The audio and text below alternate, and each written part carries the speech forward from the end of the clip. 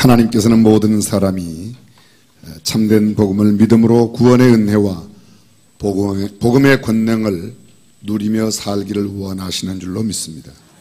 오늘 로마서 1장 1절이야 4절 말씀을 중심으로 복음, 예수 그리스도, 좀 쉽게 말하면 복음은 예수 그리스도다. 다시 바꾸면 예수 그리스도가 복음이다. 이런 제목으로 말씀을 좀 나누고자 합니다. 로마서는 바울의 3차 전도 여행 때 고린도에서 로마에 있는 성도들에게 보낸 서신입니다.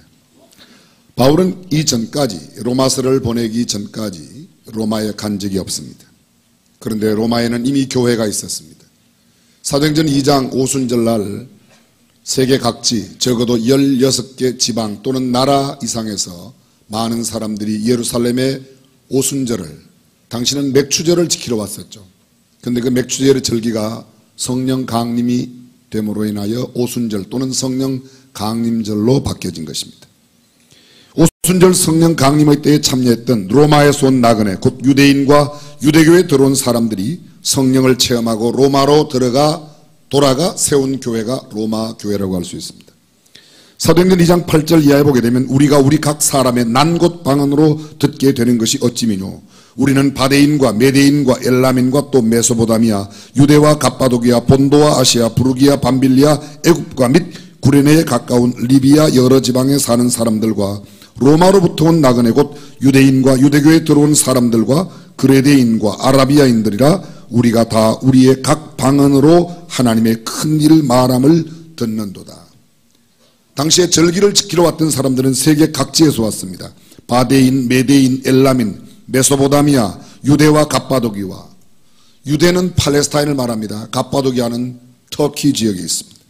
본도와 아시아, 본도는 지중해 안에 있습니다. 아시아는 여기서 말하는 당시의 팔레스타인을 중심으로 소아시아 지방을 가르치고 있습니다. 부르기아, 밤빌리아, 애굽과 구레네에 가까운 리비아, 애굽은 이집트를 애굽이라고 합니다. 구레네에 가까운 리비아는 지금의 리비아로 생각하면 거의 맞습니다. 북아프리카 지역에서도 그때의 절기를 지키기 위해 예루살렘에 왔다는 말입니다. 뿐만 아니라 그레데인, 역시 지중해에 있는 섬 사람들이 그곳에 왔습니다. 아라비아 사람, 지금으로 말하면 사우디나 이란, 소위 서남아시아에서도 그곳에 절기를 지키러 왔다고 말합니다.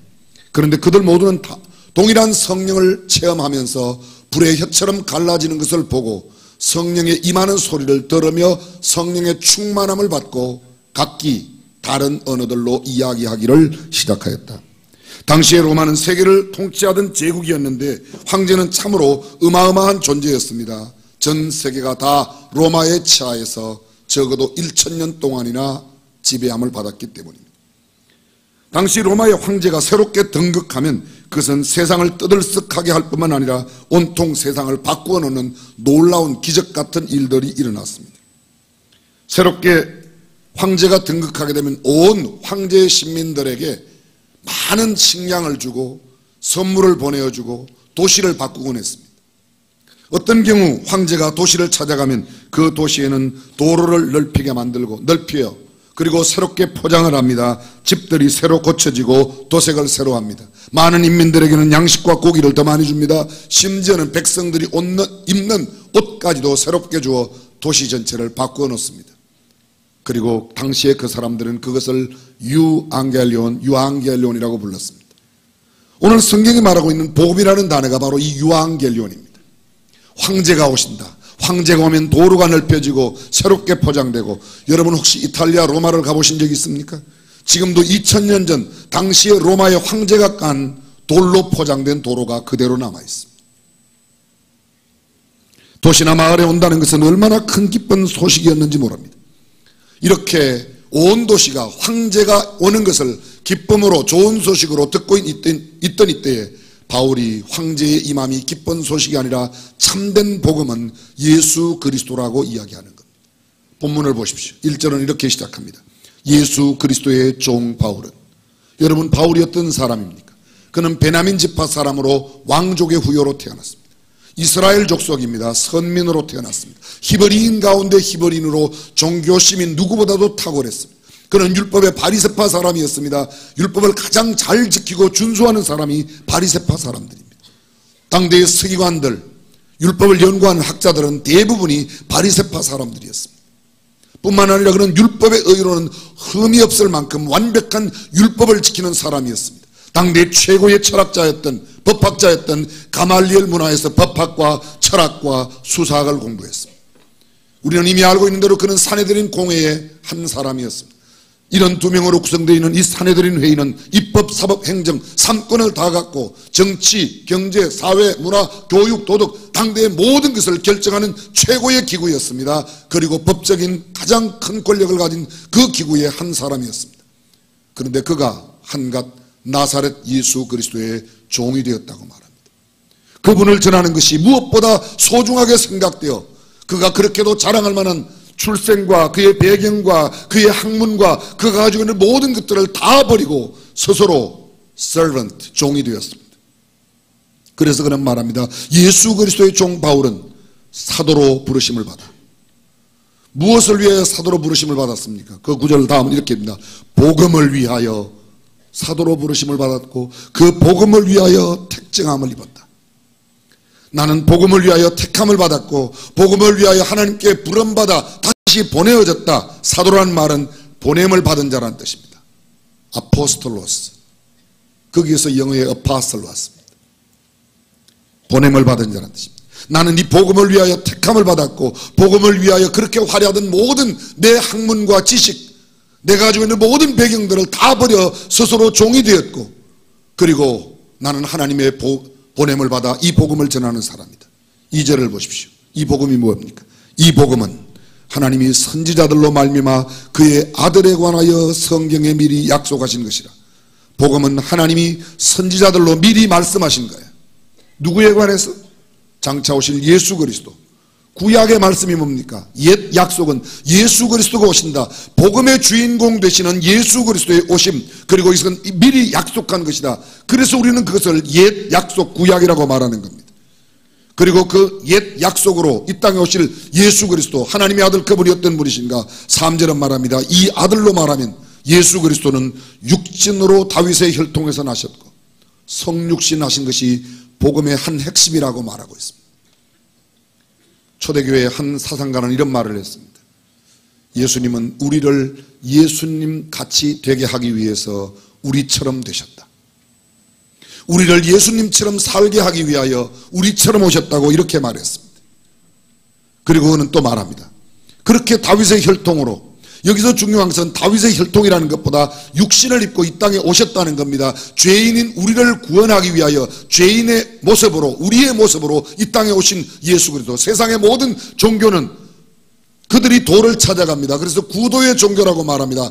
그런데 성경은, 복음은 이렇게 말합니다. 하나님의 아들 예수 그리스도가 하나님의 보내심을 받고 인간의 모습으로 이 땅에 오셨다고 말하는 겁니다.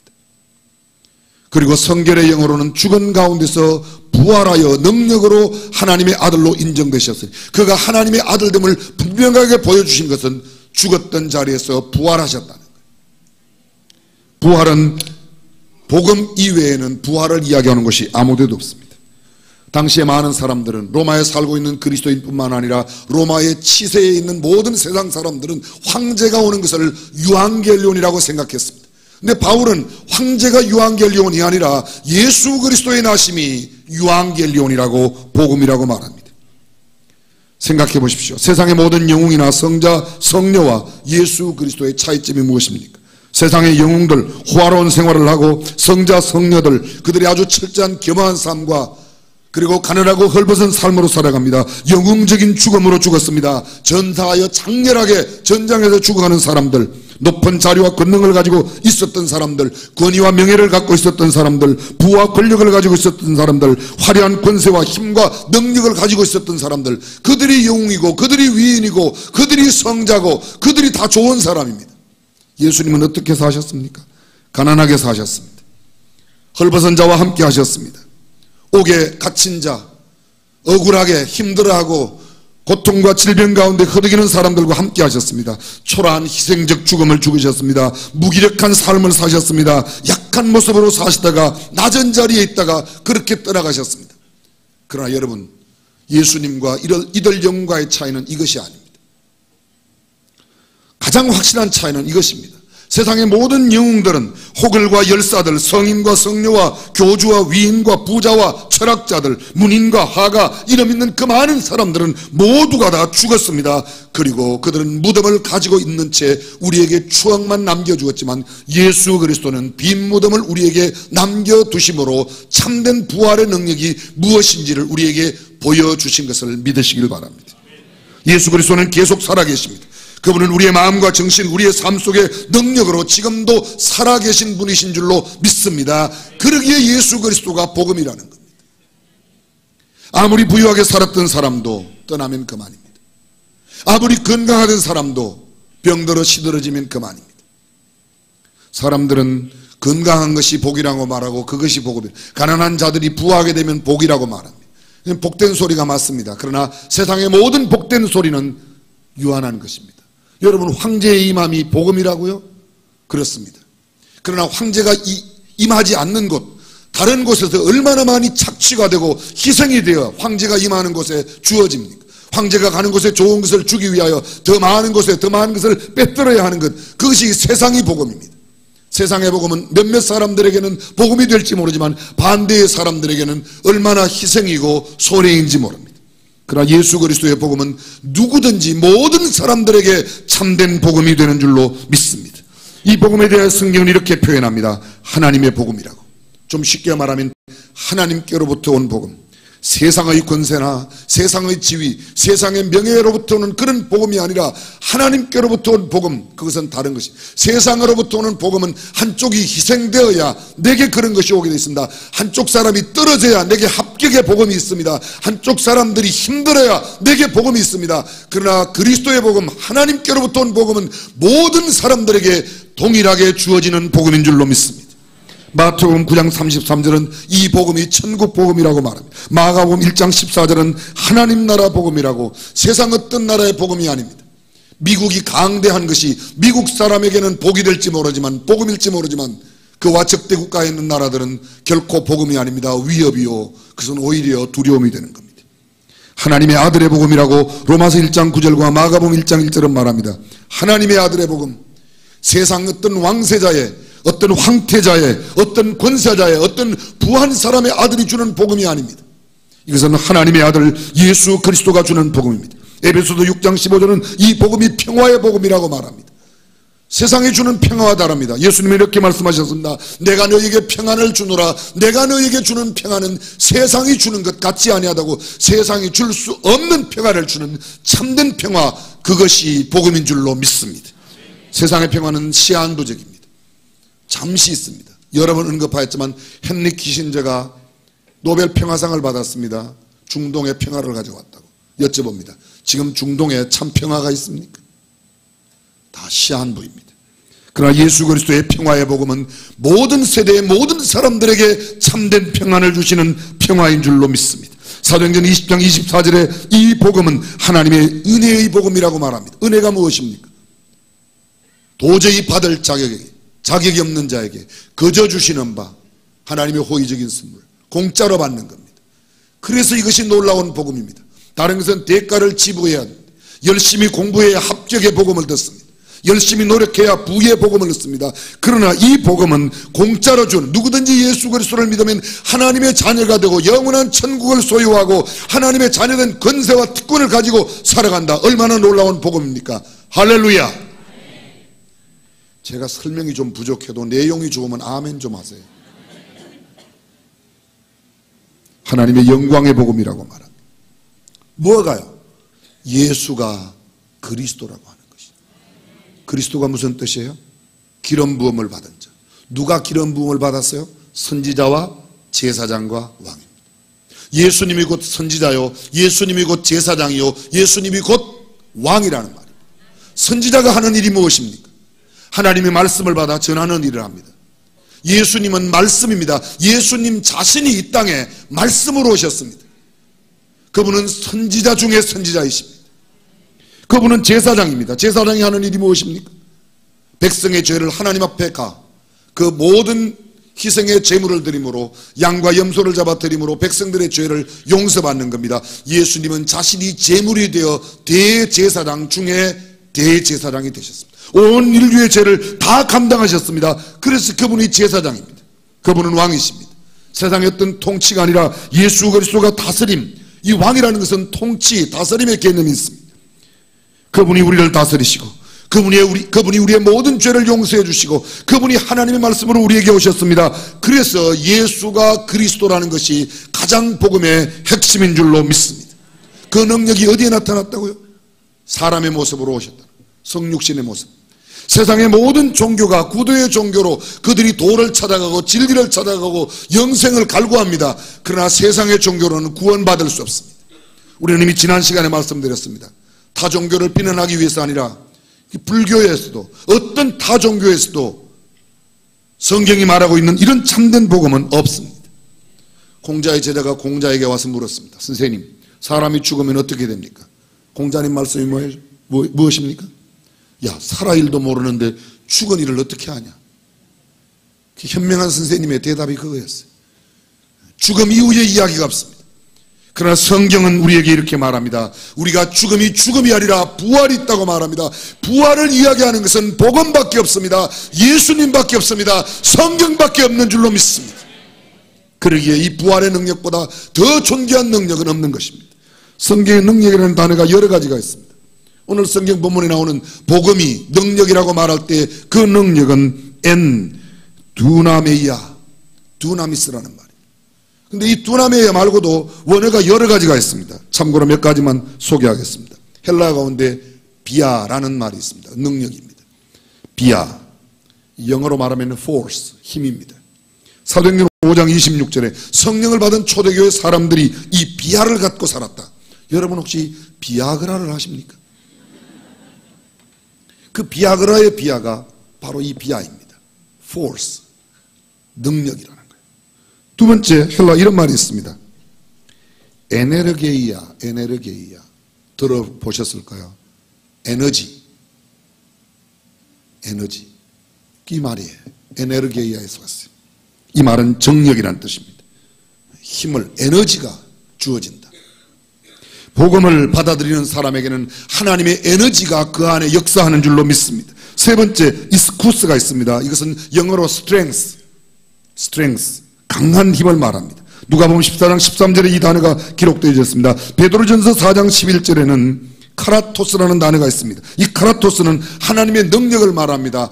He is almighty, might라고 하는 겁니다. 힘, 그분은 하나님은 강하신 분입니다. 하나님은 능력이 있으신 분이다. 바로 이 하나님의 능력, 카라토스입니다. 다섯 번째 단어가 있습니다. 에쿠시아라는 게 있습니다. 에쿠시아. 여러분 혹시 에쿠스를 아십니까? 에쿠스, 자동차. 이 에쿠스는 헬라의 신 이름이에요. 신이 에쿠스라는 신입니다. 이 에쿠스는 힘을 상징하는 신이에요. 이 에쿠스가 에쿠시아에서 왔어요.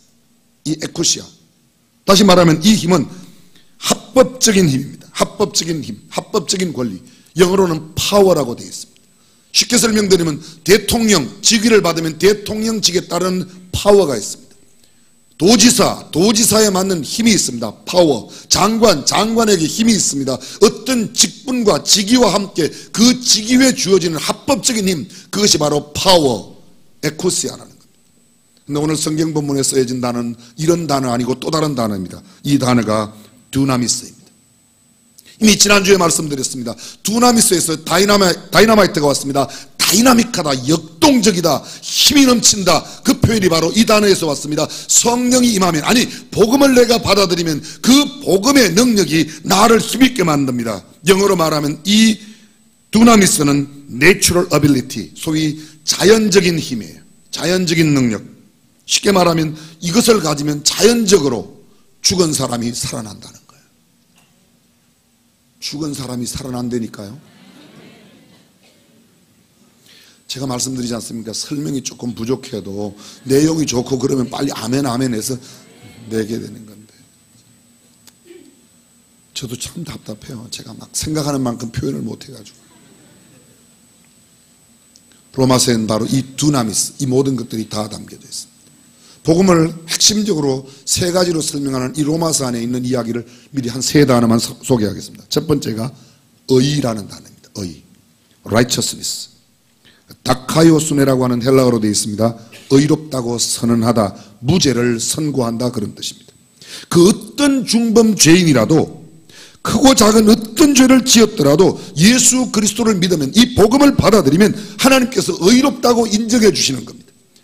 아무리 큰 죄를 지었더라도, 세상 사람들은 절대로 용서할 수 없다고 말하는 그런 죄를 지었더라도, 수백 명 수천 명을 죽였다 하더라도 복음을 받아들이면 그의 영혼이 구원받는 줄로 믿습니다. 이것이 하나님께서 우리를 무죄로 선언해 주시는 바로 의의입니다. 이 의의는 인간의 공로나 행위로 주어지는 것이 아니라 값없이 하나님의 선물로, 은혜로 주어지는 것입니다. 자격이 있어 받는 게 아닙니다. 요구해서 얻어지는 것이 아닙니다. 하나님의 일방적인 은혜로, 하나님의 일방적인 생각으로 우리에게 주어진 은혜, 그것이 바로 righteousness, 하나님의 의라는 것입니다. 두 번째, 구속이라는 단어가 있습니다. 아폴루트로시스라는 단어로 되어 있습니다. 값이나 대가를 지불하고 노예나 포로, 죄수를 해방시켜 자유케 하는 것을 말합니다. 값이나 대가를 지불함으로 노예가 된 사람, 포로로 잡혀온 사람, 죄수 된 사람을 풀어주는 겁니다. 여러분, 우리 옛말에 이런 말이 있습니다. 말 한마디에 천냥빚을 갚는다. 아세요? 성경에 나오는 말은 아니에요. 이 말은 1650년대 17세기 중엽, 그러니까 조선시대에 통용되던 말이에요. 실제로 이런 일이 가능했습니다. 이런 일이 있었습니다. 이 천냥이라고 말하는 것은 오늘날 화폐로 따지면 약 3억 6,800만 원 정도 된대요. 근데 실제로 3억 6,800만 원, 그 액수가 중요한 게 아니라 바로 이 17세기 중엽 1650년대에 사형을 언도받은 사람을 건져내기 위해서 천냥을 내면 그 사람을 구해낼 수 있다는 겁니다. 말 한마디에 천냥빚을 갚는다는 말은 말 한마디에 죽을 생명도 건져낸다. 그때 죽을 생명을 건져내는 말 한마디에 천냥, 소위 천냥이라고 말하는 천냥, 이것을 우리는 속전이라고 말합니다. 구속하기 위하여 내는 돈, 그리고 구속하기 위하여 드리는 제물을 속죄 제물이라고, 속건 제물이라고 또 이렇게 말하는 겁니다. 성경은 구약에서 이 단어를 이스라엘 백성들이 애굽의 종살이로 있다가 건져 나올 때, 애굽에서 빠져나올 때 이 단어를 사용했습니다. 그런데 신약에서는 이 단어가 좀 폭넓게 쓰입니다. 어떤 죄인도, 모든 인류가 죄인인데 그 어떤 죄인도, 모든 인류가 죄로부터 복음만 받아들이면 예수 그리스도의 그 복음으로 말미암아 하나님께서 의롭다고 인정해 주신다. 예수 그리스도의 핏값, 그것이 바로 속전이고 속금이 되어서 우리를 구속해 주신다. 그때 쓴 단어가 이 구속이라는 단어인 것입니다. 세 번째 단어는 화목이라는 단어입니다. 로마서인 이 화목이라는 단어가 아주 핵심 단어 가운데 한 단어입니다. 화목이라는 단어의 그 뜻은 공의와 사랑을 만족시킨다, 그런 뜻입니다. 좀 어렵죠? 공의와 사랑을 만족시킨다. 예수 그리스도의 구속사역은 화목 제물이 되셔서 참된 화목을 이루셨다, 이런 말입니다. 화목이란 말, 공의와 사랑을 만족시킨다. 공의와 사랑은 절대로 공존할 수 있는 게 아닙니다. 하나님의 공의는 어떤 죄도 절대 용서하실 수가 없습니다. 모든 죄를 다 심판하시는 게 하나님의 공의입니다. 아무리 작은 죄라도, 눈꼽만한 죄라도, 털끝만한 죄라도 절대 용서하실 수 없는 것, 그것이 하나님의 공의로우십니다. 하나님의 법 집행, 그것이 하나님의 공의입니다. 하나님의 사랑은 무엇입니까? 무슨 죄를 지었더라도, 아무리 큰 죄를 지었더라도 다 용서해 주는 게 하나님의 사랑이에요. 그래서 하나님의 공의를 실시하면 살아남을 사람이 아무도 없습니다. 근데 하나님의 사랑을 나타내면 지옥 보낼 사람이 아무도 없습니다. 그런데 이 두 가지를 어떻게 동시에 만족시킵니까? 공의가 서면 사랑이 죽습니다. 사랑이 서면 공의가 죽습니다. 어떻게 두 개를 동시에 만족시킵니까? 하나님은 아주 기발한 방법을 내셨습니다. 그것이 바로 구속이라고 하는 겁니다. 그 구속의 핵심이 예수 그리스도입니다.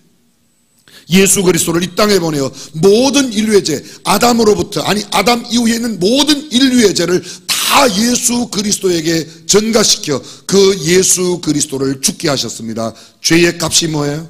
사망이에요. 사망, 죽이셨어요. 그래서 모든 죄값을 다 갚게 하셨어요. 예수님이 십자가 위에서 다 이루었다라고 말할 때 그 테텔레스타이는 율법의 요구를 다 갚았다, 율법의 요청을 다 갚았다, 그런 뜻입니다. 그래서 하나님의 공의가 완벽하게 이루어졌습니다. 그리고 예수 그리스도를 영접하는 모든 사람들에게는 어떤 죄가 있었을지라도, 있다 할지라도 하나님의 자녀로 삼아주는 하나님의 완벽한 사랑을 나타내셨던 겁니다.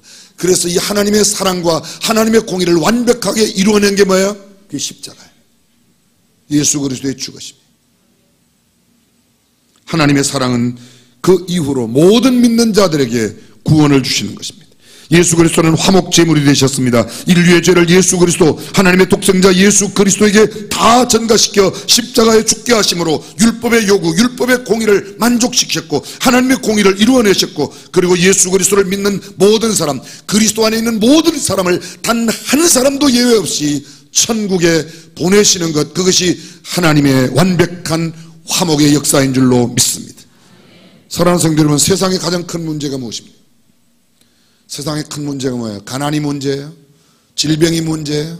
염려와 걱정이 문제예요? 갈등이 문제예요? 그것도 다 문제예요. 그러나 사실은 인간의 최대의 문제는, 인간 최대의 숙적은 바로 죽음입니다. 죄의 결과로 다가오는 이 죽음의 문제를 해결할 방법이 없습니다. 죽음의 문제를 해결할 수 있다고 말하는 종교가 있습니까? 없어요.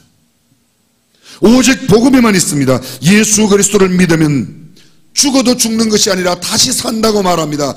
죽음을 두려워하지 않는 사람, 그 사람이 참된 힘과 용기를 가진 사람인 줄로 믿습니다. 우리 시대의 비극은 예수 그리스도가 아닌 다른 것에서 복음을 찾는다는 겁니다.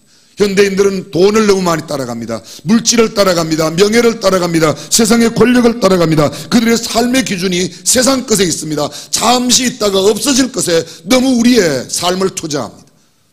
영원한 것을 위해 투자하지 않는 것, 그것이 오늘날 현대인들의 영적 최대의 비극인지도 모르겠습니다.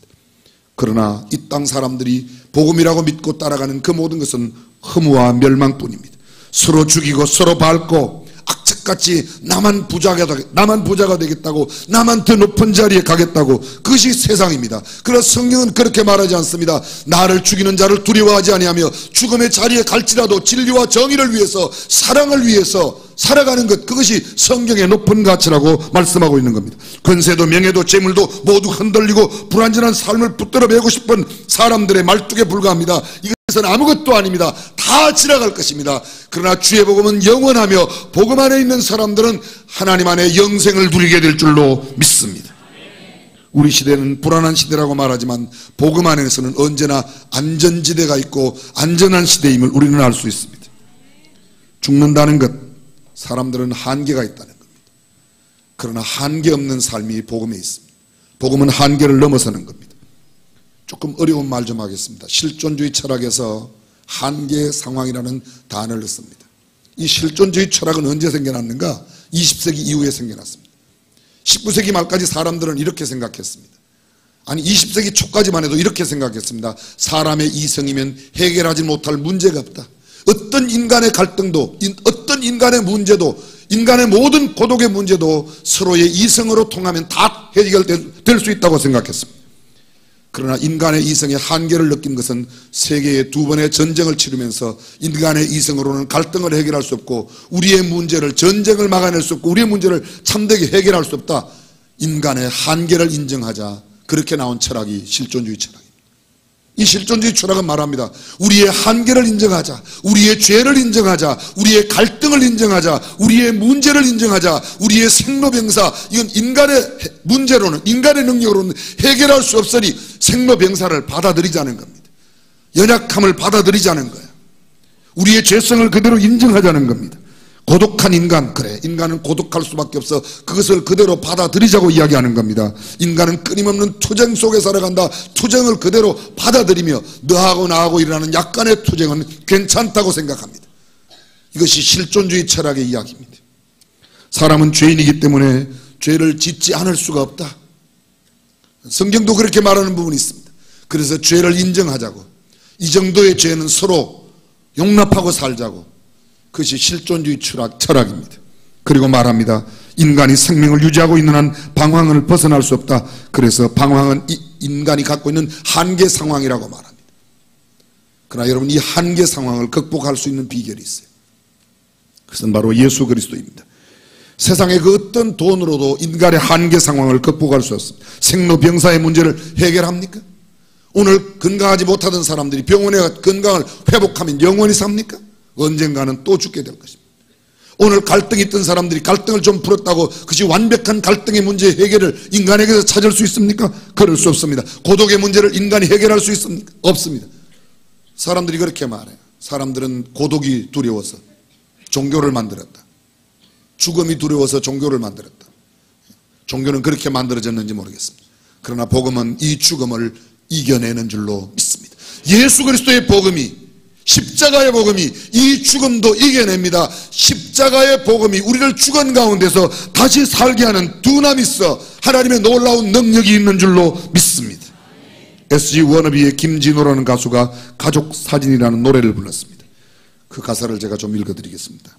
바쁘게 살아온 당신의 젊음에 의미를 더해줄 아이가 생기고, 그날에 찍었던 가족사진 속에 설레는 웃음은 빛발에 가지만, 어른이 되어서 현실에 던져진 나는 철이 없는 아들이 되어서 이곳 저곳에서 깨지고 또 일어서다 외로운 어느 날 꺼내본 사진 속 아빠를 닮아있네.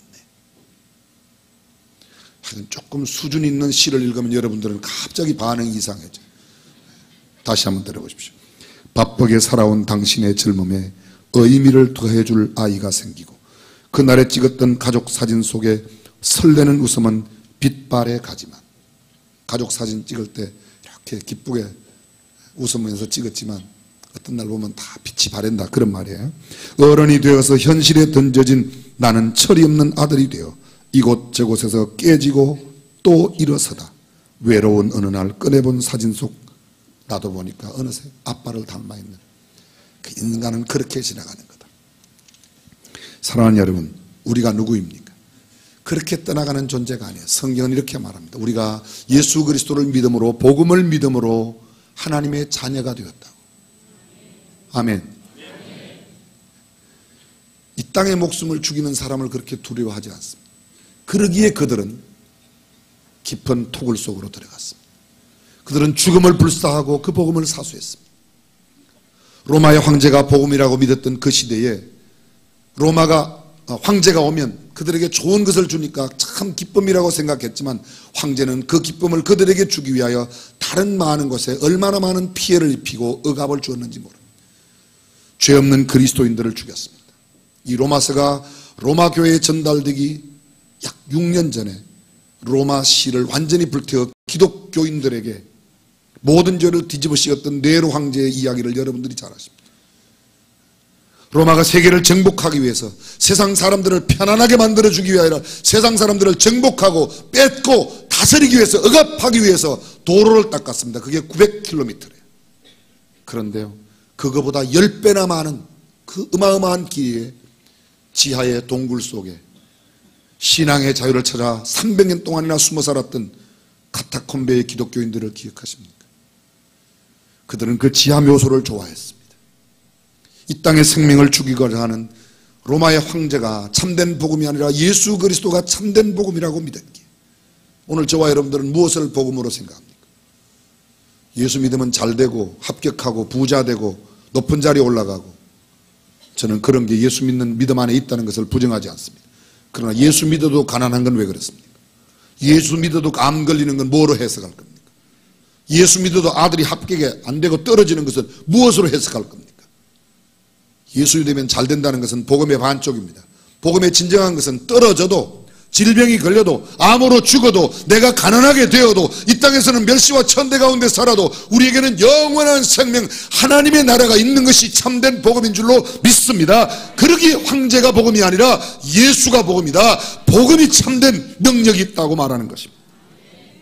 이 땅의 것을 위하여 살지 아니하고 영원한 것을 바라보며 죽음 앞에서도 초연할 수 있었던 성경 속의 위대한 하나님의 사람처럼, 역사에 빛내는 위대한 그리스도인들처럼, 순교자들처럼 우리도 복음의 능력으로 살아가는 성도가 되시기를 주님의 이름으로 축원합니다. 기도하겠습니다.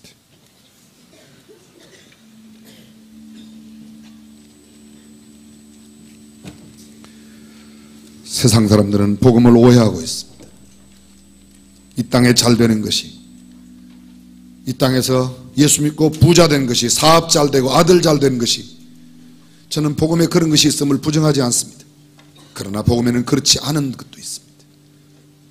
세상 사람들이 도무지 이해할 수 없는 것, 가난하게 되어도, 질병에 걸려도, 죽음의 상황이 다가와도 비천에 처해도 여전히 포기하지 않는 그리스도인들의 신앙은 세상에 잘 되는 것에 있지 않다는 겁니다. 죽음을 감수하고라도 신앙을 지키는 복음의 위력이 있습니다. 왜냐하면 그 죽음을 이기는 부활이 있기 때문입니다. 부활을 믿지 못하는 사람들은 가진 애를 씁니다. 내가 가진 모든 것을 주고라도 내 생명을 더 연장시켜 보겠다고. 그러나 내가 기꺼이 죽을지라도 이 복음을 포기하지 않는 것, 그것이 그리스도인의 능력 있는 삶이에요. 예수 믿고 남들보다 조금 더 잘 살고 부유하게 되는 것이 복음이 아닙니다. 착각하지 마십시오. 그것을 내려놓을 때, 그리고 예수 그리스도의 참된 복음, 그것을 우리의 능력으로 믿을 때 사람들은 우리에게서 복음의 위력을 보게 될 것입니다. 전능하신 우리 하나님 아버지, 예수 그리스도가 복음임을 우리의 삶으로 나타내는 성숙한 그리스도인들이 되게 하여 주옵소서. 예수님처럼 살도록 하기 위하여 예수님은 우리처럼 되셨는데 우리가 이제 예수님을 구주와 주님으로 영접하였은즉 하나님의 자녀가 되었은즉 예수님을 닮은 모습으로 예수님처럼 살아가게 하여 주옵소서. 22차 예담단을 통해서 우리의 모든 성도들이 주님을 닮은 고상한 인격으로 성숙한 하나님의 사람으로 변화되게 하여 주옵소서. 주 예수님의 이름으로 기도드립니다.